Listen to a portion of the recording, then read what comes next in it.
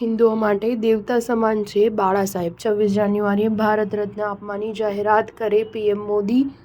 ઉદ્ધવ સેનાની માંગ. ઉદ્ધવ સેનાના સાંસદ સંજય રાઉતે ગુરુવારે માંગ કરી હતી કે શિવસેનાના સ્થાપક બાળાસાહેબ ઠાકરેને ભારત રત્નથી સન્માનિત કરવા જોઈએ.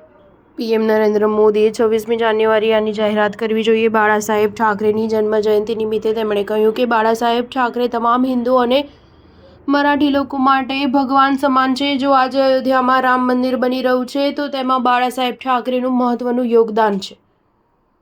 ઘણા હિન્દુ સંગઠનો દ્વારા બાળાસાહેબ ઠાકરેને ભારત રત્ન આપવામાં આવે તેવી માંગ કરવામાં આવી. તેથી આજે અમે માંગ કરીએ છીએ કે પીએમ મોદીએ 26 જાન્યુઆરીએ તેમને ભારત રત્ન આપવાની જાહેરાત કરવી જોઈએ.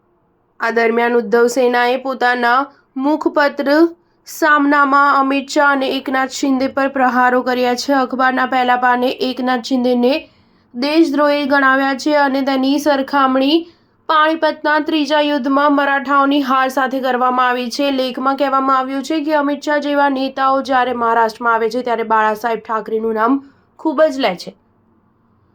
તેઓ આમ કરવામાં ક્યારેય ખચકાટ અનુભવતા નથી, પરંતુ એ પણ સત્ય છે કે આ લોકોએ શિવસેનાને નબળી બનાવી છે. જે રીતે કેટલાક લોકોએ પાણીપતના ત્રીજા યુદ્ધમાં સદાશિવરાવ ભાવને દગો આપ્યો હતો, તેવી જ રીતે એકનાથ શિંદે જેવા દેશદ્રોહીને ઊભા કરવામાં આવ્યા હતા. એટલું જ નહીં, મુખપત્રમાં ભાજપ અને એકનાથ શિંદે જૂથના સત્તામાં આવવાનો ઉલ્લેખ કરતા લખ્યું છે કે તેનું કારણ મરાઠી લોકોનું વિવિધ જાતિઓમાં વિભાજન છે. છેલ્લા કેટલાક વર્ષોમાં રાજ્યની ઘણી જાતિઓએ અનામતની માંગ ઉઠાવી છે, જેના કારણે સમાજનું વાતાવરણ પણ બગડ્યું છે. આજે મહારાષ્ટ્ર બાળાસાહેબ ઠાકરેને યાદ કરી રહ્યું છે.